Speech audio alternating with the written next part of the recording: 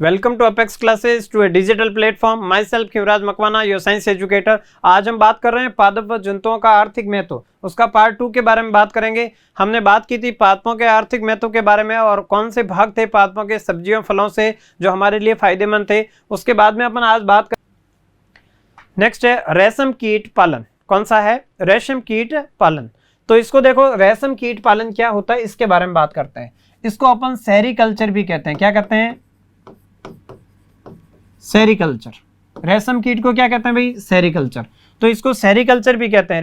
रेशम कीट पालन को क्या कहते हैं? सेरीकल्चर भी कहा जाता है, ध्यान रखें। और नेक्स्ट अपन जो बात करेंगे इसके फाइलम के बारे में। तो सबसे पहले मैं आपको बता देता हूं, इसका जो संघ है, इसका संघ होता है वही कौन सा? आर्थ्रोपोडा। कौन सा होता है? आर्थ्रोपोडा। ठीक है। और इसका भी वर्ग कौन सा होता है? ये भी एक इंसेक्ट है, तो इसका वर्ग कौन सा है? इंसेक्टा। कौन सा है? इंसेक्टा। इंसेक्टा वर्ग है किसका? रेशम कीट का। ठीक है, वर्ग हो गया। उसके बाद में इसका आता है गण। गण होता है इसका लेपिडोप्टेरा। कौन सा होता है? लेपिडोप्टेरा।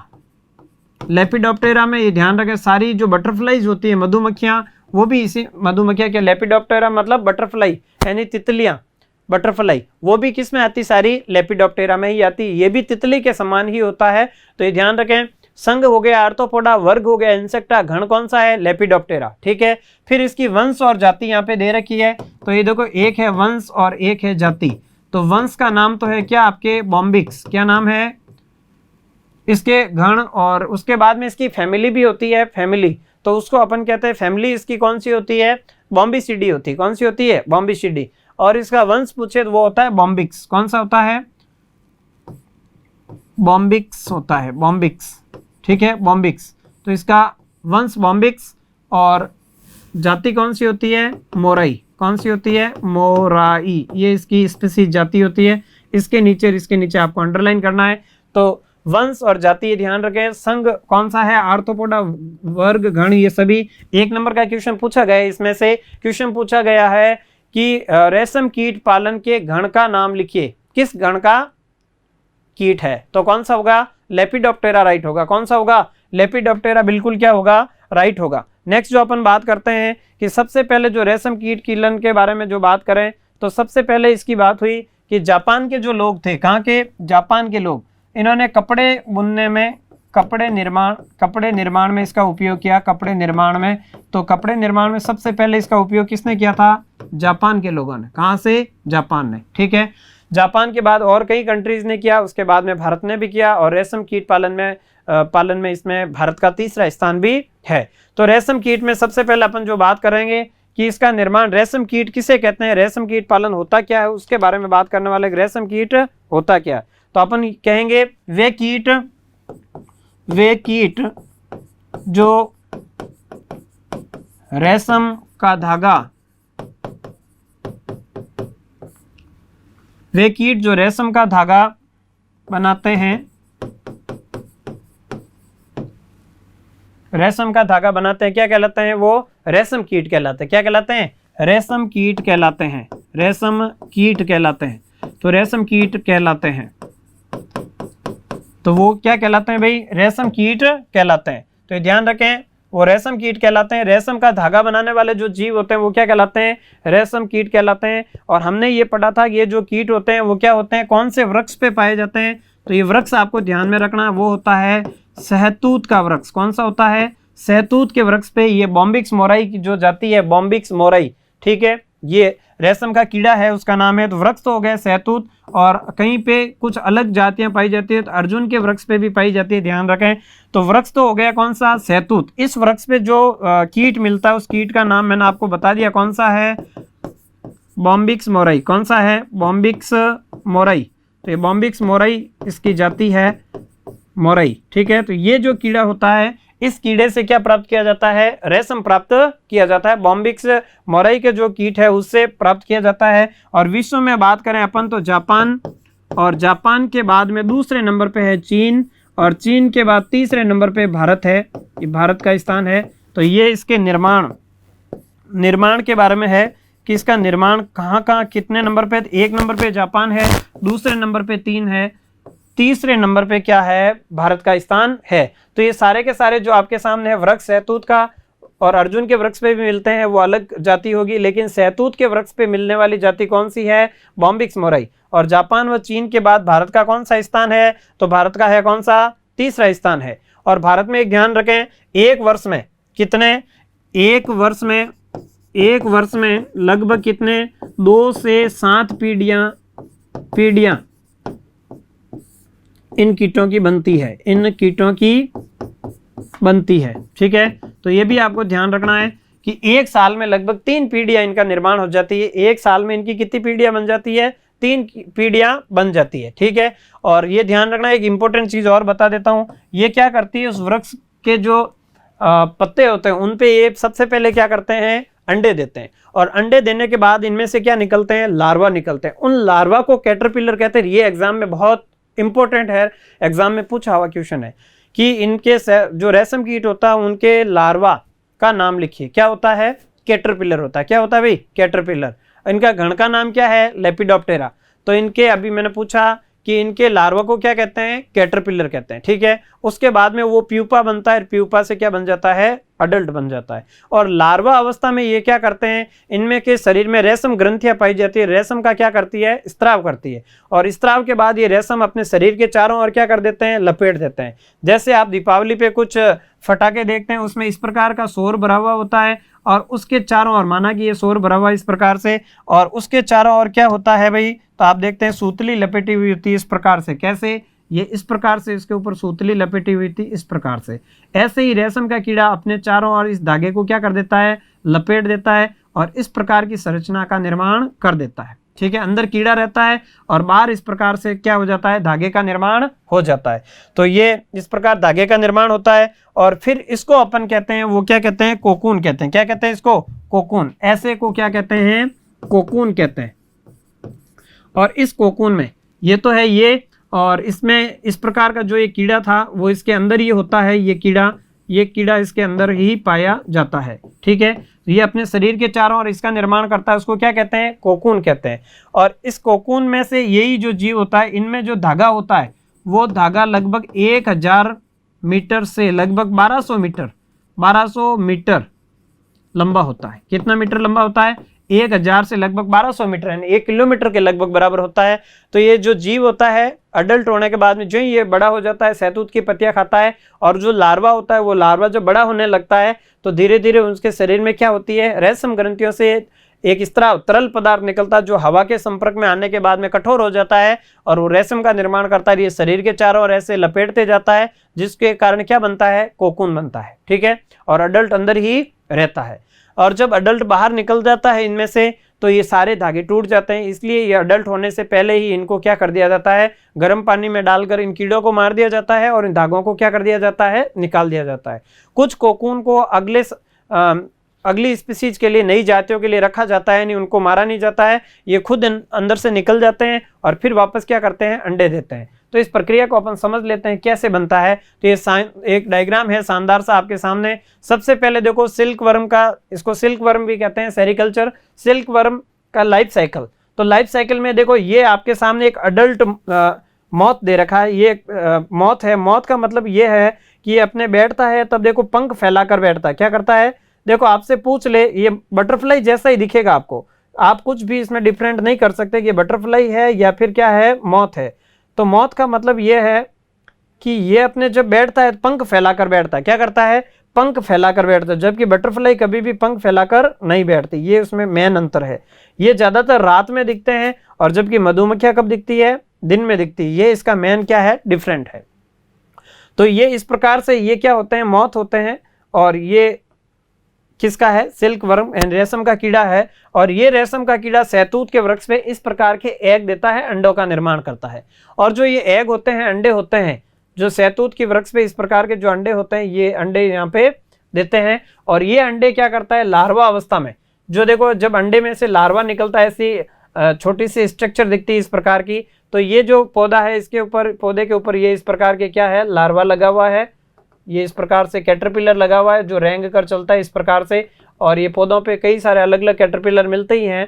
तो ये कैटरपिलर कहलाता है। इसको क्या कहते हैं, लार्वा। क्या कहते हैं भाई, इसको लार्वा।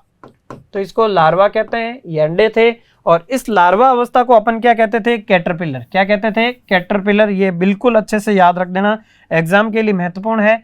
इसको बोलते हैं कैटरपिलर, ठीक है। कैटरपिलर अवस्था होती है ये कैटरपिलर, ये इंपॉर्टेंट है, लगा देना आप। तो ये कैटरपिलर है, ये सर्वाधिक अवस्था में क्या करता है? सहतूत की पत्तियों को खाता है। और इसकी साइज लगभग कितनी हो जाती है? 7.5 सेंटीमीटर हो जाती है जब ये अडल्ट होने लगता है, बड़ा हो जाता है। तो देखो इसकी इतनी लंबाई है इसकी, तो 7.5 सेंटीमीटर लंबा हो जाता है। और लंबा होने के बाद ये क्या करता है? अपने इसके शरीर में से लक्स ग्रंथियां कौन सी ग्रंथियां पाई जाती है? रेशम ग्रंथियां पाई जाती है। और उन रेशम ग्रंथियों से रेशम का स्त्राव करता है एक तरल पदार्थ का, जो हवा में आते से ही क्या हो जाता है? कठोर हो जाता है। और वो कठोर इनके चारों ओर, जो ये इंसेक्ट था, इसके इंसेक्ट के चारों ओर इस प्रकार से क्या करता है? ये लपट जाता है, ये धागा चारों ओर ऐसे घूमकर। तो ये चारों, इसके अंदर क्या होता है? ये कैटरपिलर होता है इसके अंदर, ठीक है। अब इस स्टेज को अपन क्या कहते हैं? कोकून। क्या कहते हैं भाई? कोकून। तो ये भी याद रखना, कोकून किसे कहते हैं? तो आपको लिखना है कैटरपिलर अपने शरीर के चारों ओर क्या करता है? रेशम के धागे लपेटकर एक संरचना बनाता है और स्वयं उसके अंदर क्या रहता है? बंद रहता है। उसको क्या कहते हैं? कोकून कहते हैं। और कोकून में कितना धागा होता है? तो लगभग 1000 से लगाकर कितना? लगभग 1200 मीटर, ठीक है। लगभग 1000 से 1200 मीटर लंबा धागा होता है। और जो ये धागा होता है वो किसका बना होता है? प्रोटीन का बना होता है। किसका बना होता है भाई? प्रोटीन का बना होता है। और फिर ये जो कोकून होता है, उस कोकून में से अगर उन कोकून को काफी दिनों तक रखें और ये धागा नहीं निकाले, या तो इनको उबाल कर धागे निकाल दो, इंसेक्ट मर जाएगा और धागे निकाल देंगे। और या फिर इसको अपन क्या करते हैं? इसकी अलग अलग विधियां होती है, उबालना, फिर रीलिंग विधि होती है, उसके बाद धागों को अलग किया जाता है। तो एक तो वो विधि हो गई। दूसरी बात है कि अगर इनको आप नहीं निकालना चाहते हो तो ऐसे ही पड़े रहने देते हो वृक्षों के नीचे, तो इनमें से ये लार्वा निकलता है अडल्ट, और वापस ये उड़कर पेड़ों की पत्तियों पर बैठते हैं और वहां पे वापस अंडे देते हैं। तो इस प्रकार से ये एक जो सहतूत का पत्ता होता है इस प्रकार से, तो सहतूत के एक पत्ते पर लगभग इस प्रकार से खूब सारे क्या करते हैं? ये अंडे देते हैं। इस प्रकार से खूब सारे क्या होता है? सहतूत के वृक्ष पर अंडे देते हैं, ठीक है। तो इस प्रकार से सहतूत के एक वृक्ष पर ये खूब सारे अंडे देते हैं और उन अंडों से क्या करते हैं? खूब सारे ऐसे क्या निकलते हैं? कैटरपिलर बनते हैं। और उन कैटरपिलर से फिर क्या बनता है? कोकून का निर्माण होता है, लार्वा। लार्वा को क्या कहते हैं? कैटरपिलर। फिर कोकून, कोकून के बाद वापस अडल्ट, और ये अडल्ट वापस क्या करता है? अंडे देता है। इस प्रकार का एक लाइफ साइकिल इनमें चलता है, प्रोसेस चलता है। तो आपको थोड़ा सा ये समझ में आया होगा। नेक्स्ट जो बात कर रहे हैं अपन इसमें कि इनकी संरचनाओं को क्या क्या कहते हैं, तो उसके बारे में सबसे पहले मैं आपको बता देता हूं कि सबसे पहले तो कि ये क्या करते हैं? अंडे देते हैं। और उन अंडों से क्या निकलते हैं? लार्वा। क्या निकलते हैं भाई? लार्वा। लार्वा को क्या कहते हैं? तो उनको कहते हैं कैटरपिलर। क्या कहते हैं? कैटरपिलर, ठीक है। तो उनके लार्वा को क्या कहते हैं? कैटरपिलर कहते हैं। क्या कहते हैं भाई? कैटरपिलर। और ये जो कैटरपिलर अवस्था में इनकी जो लार ग्रंथियां होती है, इनकी क्या होती है? लार ग्रंथियां। इन लार ग्रंथियों से किसका निर्माण होता है? एक तरल का निर्माण होता है। और वो क्या करता है? जब हवा के संपर्क में आता है तो क्या हो जाता है? कठोर हो जाता है। और उसको अपन क्या कहते हैं? रेशम कहते हैं। क्या कहते हैं भाई? रेशम कहते हैं, ठीक है। तो इन कैटरपिलर की जो लार ग्रंथियां होती है, उन लार ग्रंथियों को अपन और क्या कहते हैं? रेशम ग्रंथियां भी कहते हैं। क्या कहते हैं भाई? रेशम ग्रंथियां भी कहते हैं। तो उन रेशम ग्रंथियों से क्या निकलता है? तरल पदार्थ का निर्माण होता है। और उस तरल पदार्थ जब हवा के संपर्क में आता है तो वो कठोर होकर किसका निर्माण करता है? रेशम के धागे का निर्माण करता है। तो ये बिल्कुल आपको समझ में आया होगा। उसके बाद में अपन कहेंगे जो पूर्ण विकसित लार्वा था, अपन ने अभी लिखा था पूर्ण विकसित लार्वा। पूर्ण विकसित लार्वा, तो पूर्ण विकसित जो लार्वा होता है वो लगभग कितना होता है? इसकी साइज मैंने आपको बताई थी कि इसकी साइज लगभग कितनी होती है। तो इसकी साइज होती है लगभग कितनी? 7 पॉइंट कितनी होती है भाई? 7.2 के आसपास या 7.5 सेंटीमीटर के आसपास, 7.5 सेंटीमीटर के आसपास इसकी क्या होती है? साइज होती है। जो पूर्ण विकसित क्या होता है? पूर्ण विकसित जो लार्वा होता है, तो उस पूर्ण विकसित लार्वे की साइज होती है 7.2। और जो ये लार्वा होता है, और इस पूर्ण विकसित जो लार्वा होता है, उसके बाद में जब ये पूर्ण विकसित हो जाता है तो ये पूर्ण विकसित करने के बाद भोजन नहीं करता है। भोजन यानी पत्तियां नहीं खाता है, भोजन बंद कर देता है, ठीक है। और जो धागे होते हैं, धागों में क्या हो जाता है? लिपट जाता है। जो ये धागे आते हैं तो इन धागों के चारों ओर, धागों को अपने शरीर के चारों ओर क्या कर देता है? लपेटता है। और वो पूर्ण इसमें क्या हो जाता है? बंद हो जाता है। तो ये क्या करते हैं? भोजन बंद कर देता है। कौन? पूर्ण विकसित लार्वा। और जो पूर्ण विकसित लार्वा है, लार्वा ये भोजन बंद कर देता है। फिर क्या करता है, जब भोजन बंद कर देता है उसके बाद में ये क्या करता है कि जो रेशम होता है, रेशम के धागों को शरीर के चारों ओर लपेटता है। ठीक है, स्वयं इसमें बंद हो जाता है,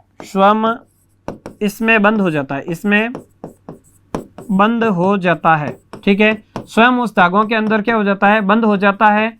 अब इसे क्या कहते हैं, इसको अब क्या कहते हैं, कोकून कहते हैं। क्या कहते हैं इसको, कोकून। ठीक है, तो अब उसको क्या कहते हैं, कोकून। तो जो ये पूर्ण विकसित लार्वा था उसको तो कैटरपिलर कहते थे।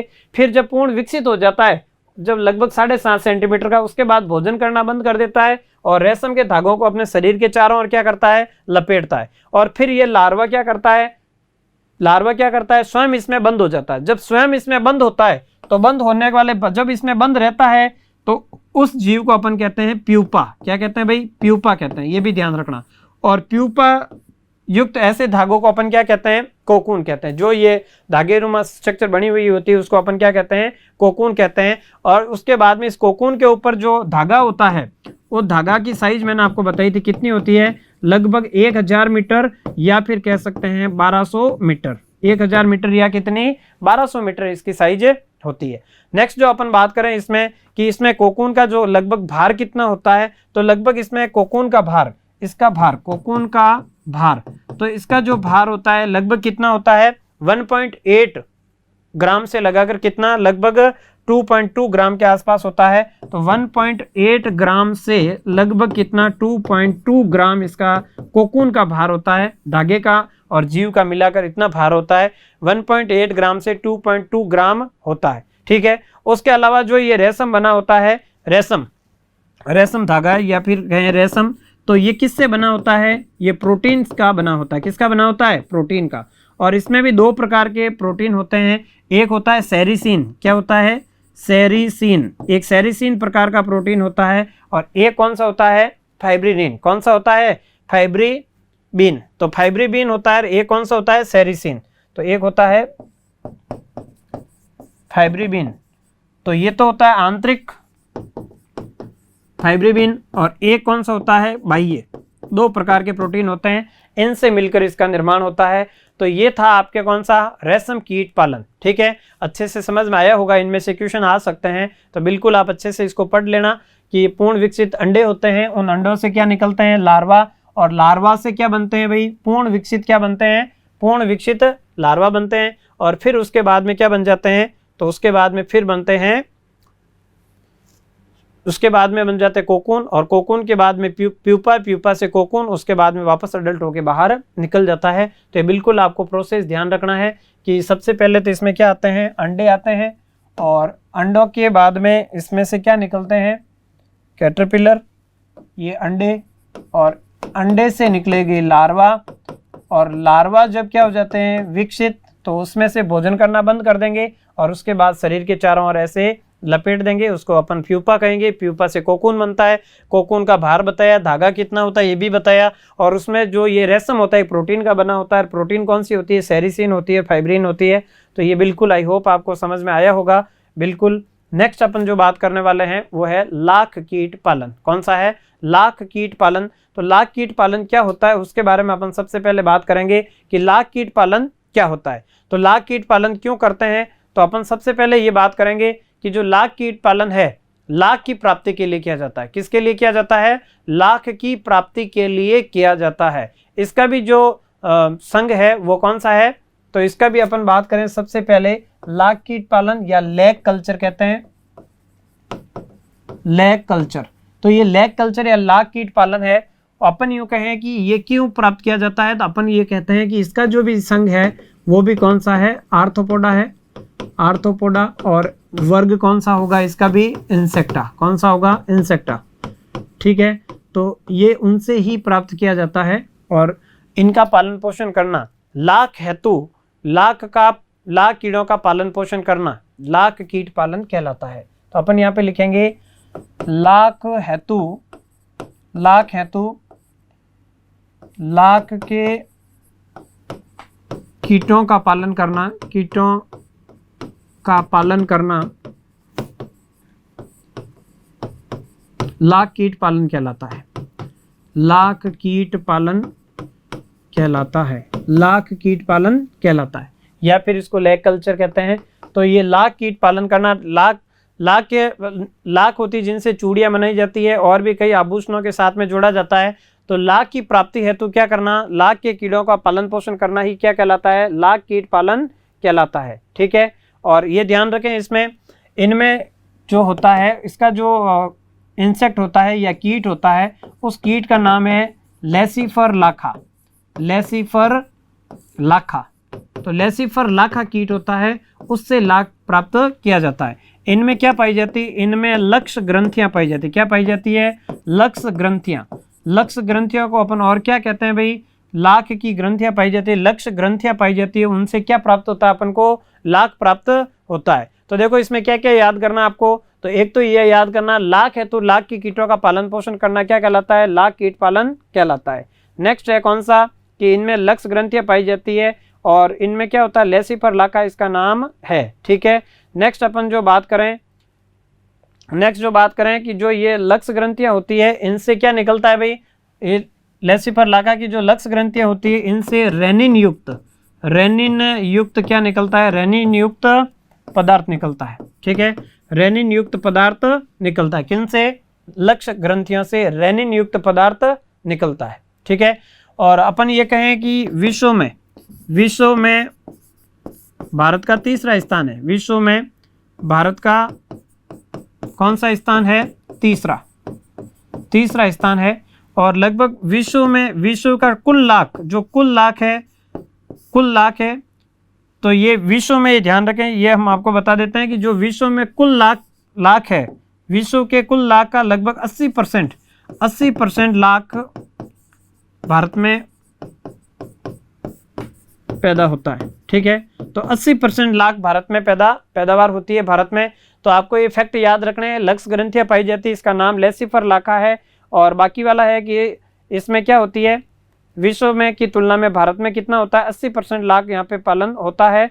और ये ध्यान रखना इसमें कि इसमें जो नर होते हैं, नर मादा की तुलना में छोटे होते हैं, नर मादा की तुलना में छोटे, वह क्या होते हैं, गुलाबी रंग के होते हैं, ठीक है। तो ये भी ध्यान में रखना आपको कि नर मादा की तुलना में छोटे, वह क्या होते हैं, गुलाबी होते हैं, ठीक है। और ये 80% लाख भारत में पैदावार होती है, नर मादा की तुलना में क्या होते हैं, छोटे होते हैं। और ये भी ध्यान रखना, नर जो मादा होती है वो लगभग इनसे धीरे धीरे दुगुनी हो जाती है। और प्रतिवर्ष भारत में बात करें, प्रतिवर्ष लगभग कितनी 4 प्रजातियां इनकी प्राप्त होती है। और मतलब एक साल में लगभग कितनी इसकी जो लाख की है वो 4 फसलें क्या हो जाती है, प्राप्त होती है, ठीक है। भारत में कितनी 4 फसलें प्राप्त होती है। इसकी 50% जो लाख है, 50% लाख वो रंगीनी फसलों से प्राप्त होती है, रंगीनी फसलों से प्राप्त होती है। तो ये लाख के बारे में बिल्कुल अच्छे से फैक्ट आपको याद में रखना है। और ये संघ आर्थ्रोपोडा वर्ग इंसेक्ट है कि कीट होते हैं, ये भी कीड़े होते हैं छोटे छोटे, जो कोमल जो भाग होते हैं पेड़ पौधों के, तो इनके जो वृक्षों पर, तो वहाँ पे ये चिपके हुए होते हैं और उनको खाते रहते हैं और फिर ये लाख का स्त्रावण करते हैं। तो इनमें कौन सी ग्रंथियाँ पाई जाती है, लार ग्रंथियाँ होती है जो किसका स्त्रावण करती है, तो ये किसका, जो ये रेनिन युक्त जो पदार्थ होता है उसका स्त्रावण करती है, चिपचिपा पदार्थ होता है थोड़ा।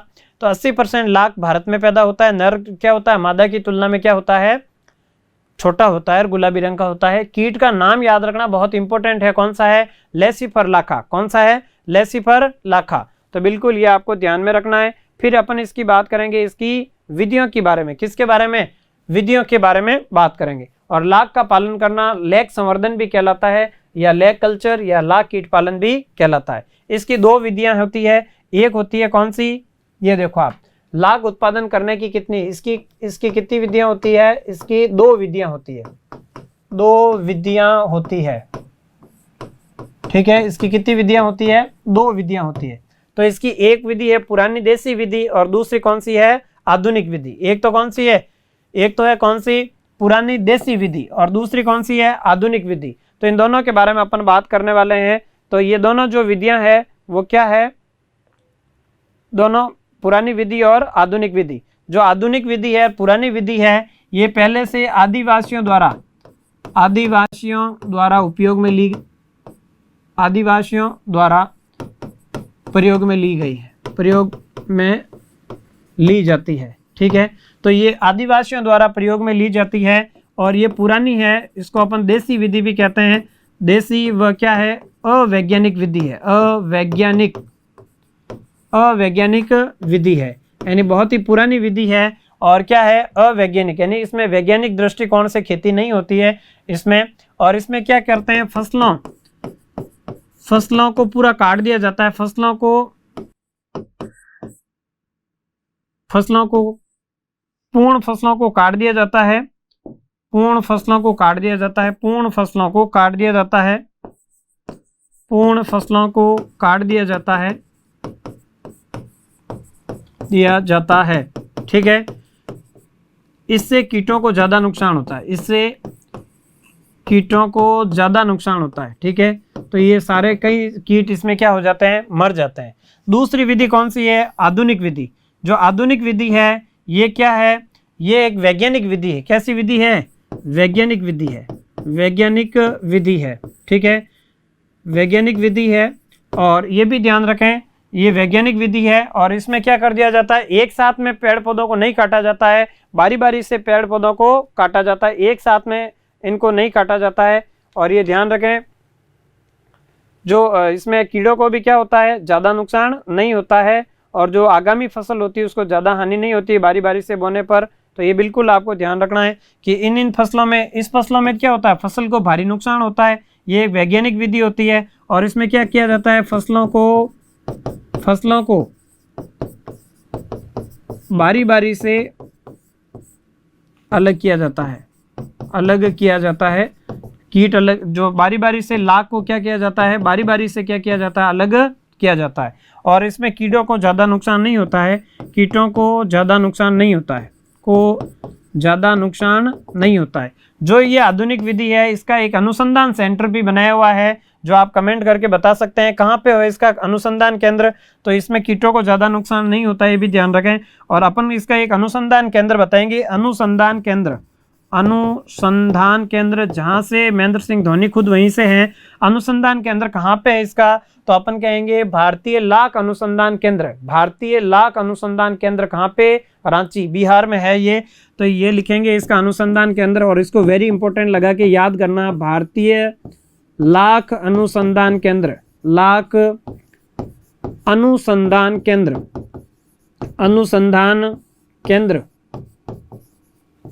रांची, बिहार में स्थित है, बिहार।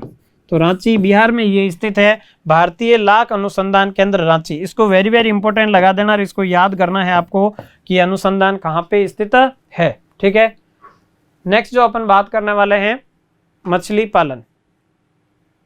कौन सी बात करेंगे, मछली पालन।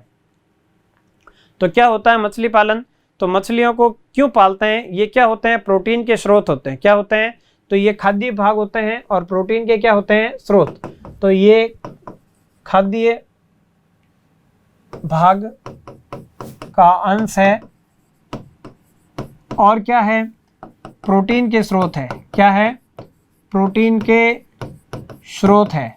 ठीक है, तो ये प्रोटीन के स्रोत है और ये खाद्य भाग है। तो इसके बारे में बात करते हैं कि ये खाद्य भाग का अंश है और प्रोटीन के स्रोत है, और इनका जो कई जगह मछलियों को खाने में उपयोग में करते हैं, यानी उनमें प्रोटीन की मात्रा ज़्यादा पाई जाती है और आराम से इनका क्या हो जाता है, पाचन हो जाता है। इसलिए मछलियों का क्या किया जाता है, पालन पोषण किया जाता है। तो प्रोटीन के उत्तम स्रोत होते हैं और ये क्या होते हैं, और ये उच्च पोषक युक्त भी होते हैं और इनका उत्पादन किया जाता है। तो इनका जो उत्पादन होता है, इनका प्रोडक्शन किया जाता है तालाबों के अंदर,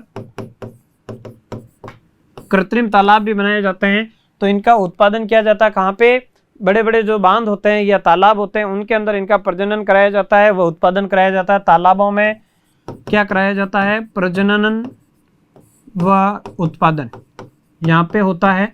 और ये भी ध्यान रखें कि जो मीठे पानी की मछली, खारे पानी की जो मछलियाँ होती है उसकी तुलना में मीठे पानी की जो मछलियाँ होती है वो खाने में उपयोग में ज़्यादा लेते हैं लोग। तो अपन बात करेंगे, एक तो होती है देखो मीठे पानी की मछलियाँ, मीठे पानी की मछलियाँ, और एक कौन सी होती है, खारे पानी की। जो मीठे पानी की मछलियाँ, मीठे पानी को क्या कहते हैं, अलवणीय, लवणीय, यानी उसमें लवण साल्ट की मात्रा नहीं होती, इसको अलवणीय जल कहते हैं, ठीक है। और उनमें कौन कौन सी पाई जाती है, तो जो इसमें एक तो देसी है और एक विदेशी, दो प्रकार की मछलियाँ होती है। इसके नाम आपको पूछे जा सकते हैं, देसी मछलियाँ, देसी मछलियाँ, ठीक है। देसी मछलियाँ कौन कौन सी है, तो अपन ये कहेंगे, एक तो होती है, उसका उदाहरण बात बता देता हूँ जिसको याद करना आपको।